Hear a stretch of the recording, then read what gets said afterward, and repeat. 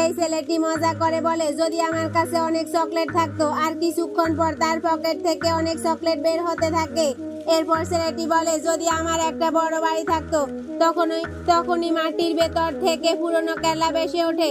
আসলে ছেলেটি হাতে থাকা পাথর কোনো সাধারণ পাথর না, এটি একটি জাদুর পাথর। এটি ছেলেটির সব মনের আশা পূরণ করে। ছেলেটির বন্ধুরা তার কাছ থেকে পাথরটি নিতে চায়। সবার হাতাহাতিতে পাথরটি গর্তে পড়ে যায়। তারা তিনজন নিচে গর্তে আসে এবং পাথরটি দেখতে পায়।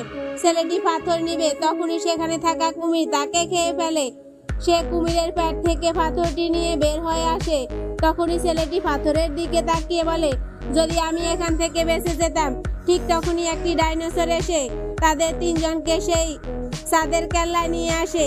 এরপর ছেলেটি একটি মেশিন নেয় এবং তার সাহায্যে সেই পাথরকে অনেক দূরে পাঠিয়ে দেয়। পাথরটি গিয়ে বালুতে পড়ে। এরপর সেটা একটি ছেলের কাছে পড়ে।